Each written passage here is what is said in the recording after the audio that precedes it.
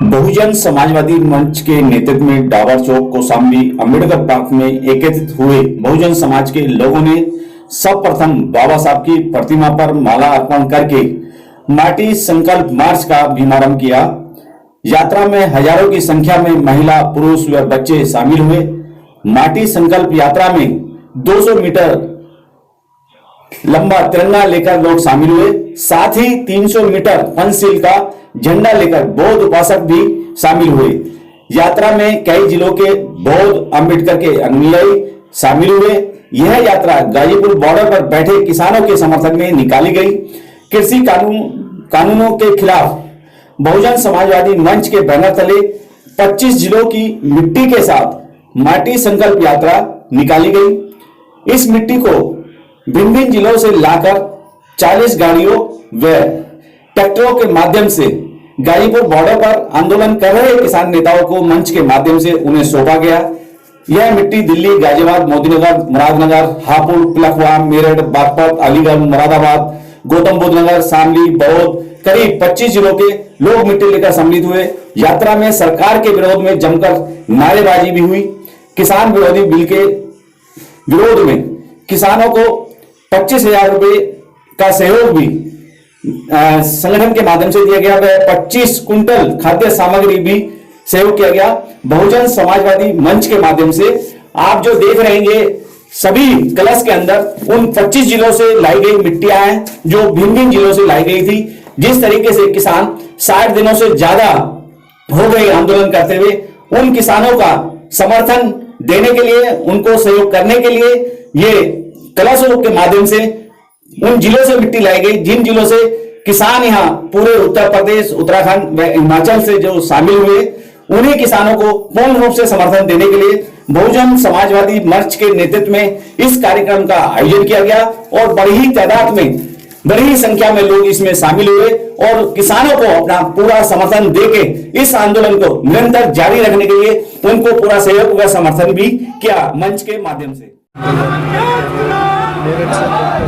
साथियों, सबसे पहले तो इस आंदोलन में 121 किसान शहादत दी है, उसको नमन। साथ ही साथ मंच पर बैठे तमाम आंदोलनकारियों और सम्मुख बैठे सभी साथियों को मेरा जय भीम नमस्कार। साथियों, ये जो आंदोलन है, ज्यादातर लोग इस भ्रम में है ये किसानों का आंदोलन है। ये आंदोलन किसानों का नहीं है, ये आंदोलन सरकार बनाम भारत का आंदोलन है।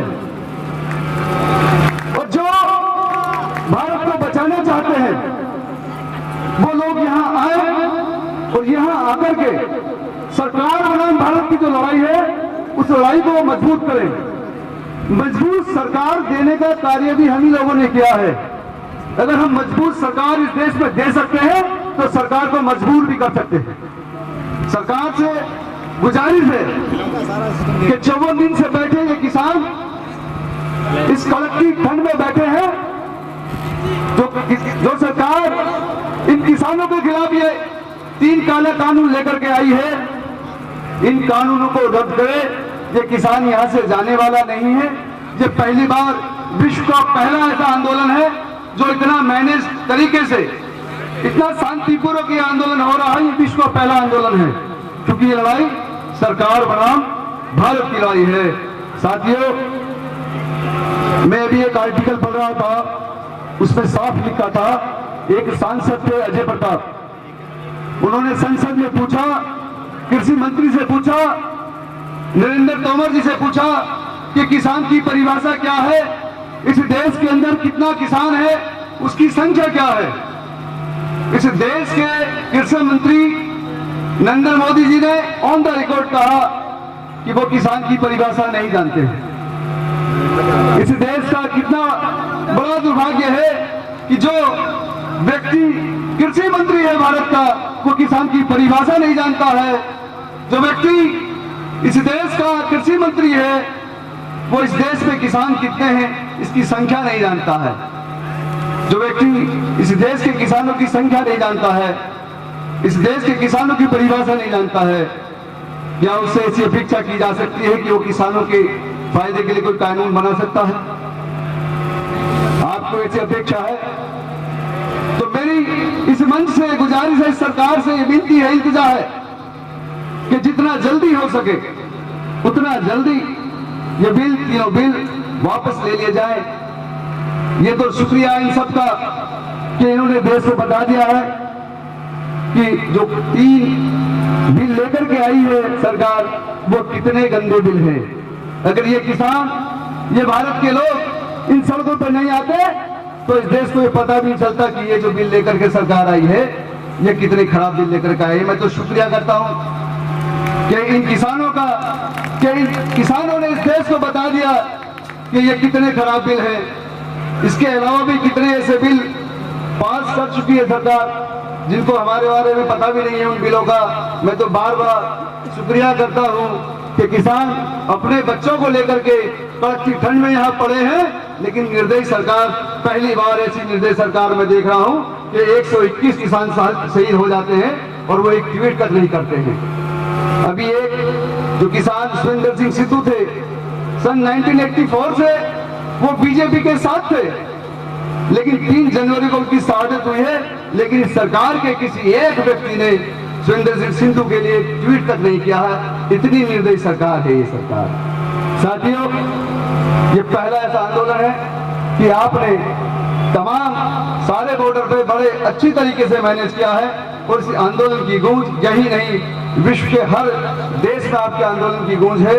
और ये लड़ाई जो लोग फेसबुक चलाते हैं, जो लोग व्हाट्सएप ग्रुप चलाते हैं कि सरकार बनाम भारत की लड़ाई आपको बनानी होगी, हम अगर मजबूत सरकार इस देश में दे सकते हैं तो इस देश के सरकार को मजबूर भी कर सकते हैं कि इस देश के कानून को वापस करें। सम्मानित साथियों, यहाँ समय का अभाव है, मैं अपनी ये छोटी सी बात यही कह करके विराम देता हूँ। यहाँ जितने साथी हमारे साथ आए हैं 25 जिलों से, सभी का आभार व्यक्त करता हूँ।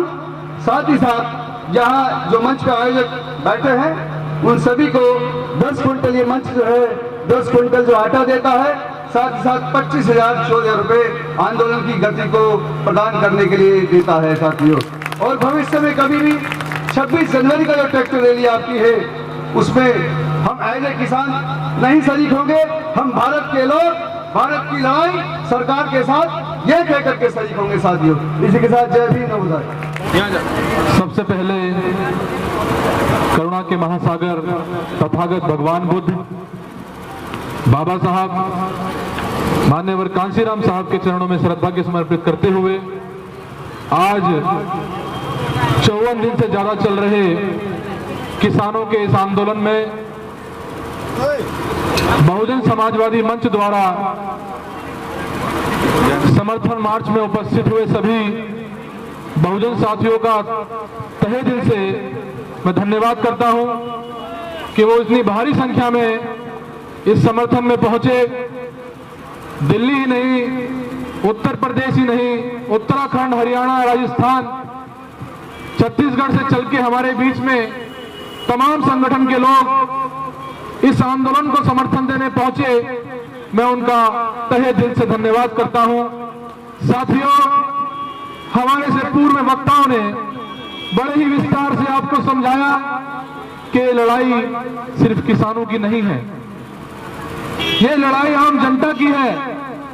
जहां से उगाने वाले जो किसान जो अन्न उगाता है, जो अन्न हमारे बच्चों के पेट तक पहुंचता है, उसकी कीमत ये सरकार नहीं लगा सकती। जो सरकार उस किसान, जो किसान इस आंदोलन में 120 से भी ज्यादा इस आंदोलन में अपनी आहुति दे सके हैं, जिन्होंने अपनी आहुति दी है, जिन्होंने आहुति दी है इस आंदोलन में, शहादत दी है इस आंदोलन में, उसकी सरकार कीमत नहीं लगा सकती। साथियों, इस देश के अंदर नाकारण निकम्मी सरकार हमें इस विचारधारा में बांटने वाली है, बांट रही है।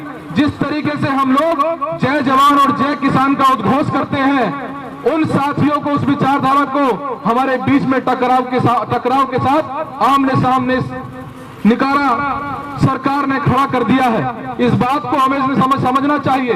ये दोनों ही कौम, ये दोनों ही धरती पुत्र, किसान और जवान इस देश के पुत्र हैं, धरती के पुत्र हैं, असल में पुत्र हैं। इस बात को हमें समझना होगा। इन दोनों जय जवान और जय किसान के उद्घोष को इस सरकार ने आमने सामने खड़ा कर दिया है।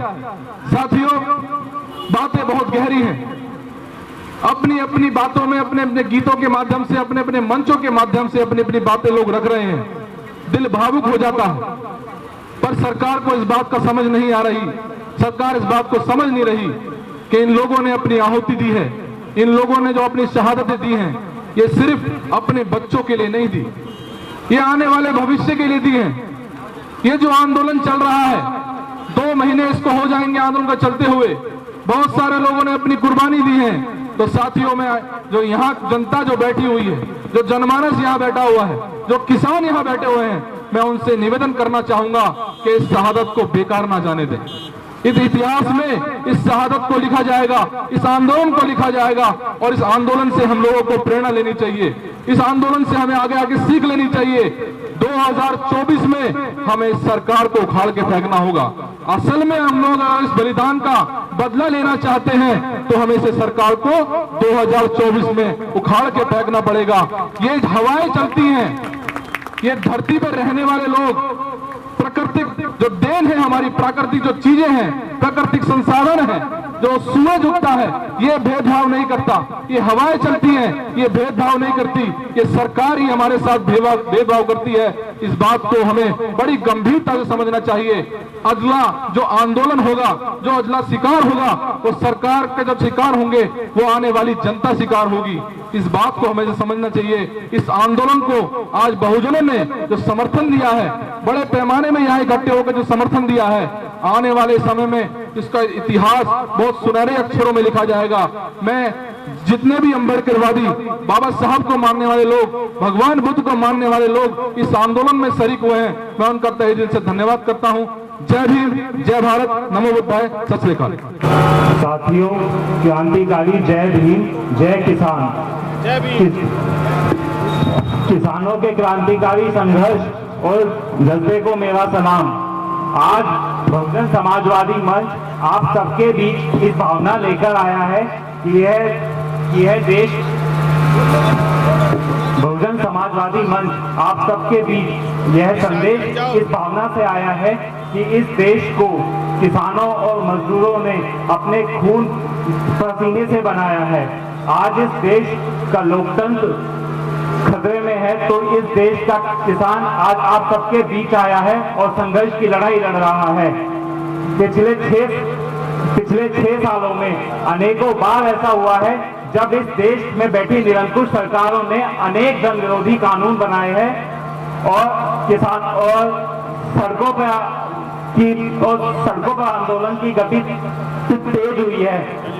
जब सत्ता में बैठे ये अहंकारी लोग हमसे पूछेंगे हु द पीपल, तब हम लोग इस देश को बताएंगे that we the people of India. हम लोग इस देश के लोकतंत्र और संविधान को बचाने के लिए अपनी अंतिम सांस तक लड़ेंगे। आज मैं बसंत की तरफ से आपको यह वादा करना चाहता हूं कि हम जब तक ये तीनों कृषि कानून वापस नहीं हो जाएंगे, हम पीछे नहीं हटेंगे और इस देश की माटी और लोकतंत्र को बचाने के लिए आप सबके साथ खड़े रहेंगे। आप सभी को क्रांतिकारी जय भीम, जय किसान। सभी साथियों को जय भीम, नमो बुद्धाय। साथियों, सुबह से बहुत साथी बात रख चुके हैं। मैं आपके बीच में 3 चीजें याद दिलाना चाहूंगा जो इस आंदोलन ने इस देश को, इस देश के लोकतंत्र को और पूरी दुनिया के अंदर चल रहे इंसानियत के संघर्ष को दिया है। हम ये जानते हैं और मानते हैं, तभी हम मौजूद हैं कि ये निजाम, ये सरकार इस देश के आम मजदूर किसान के खिलाफ है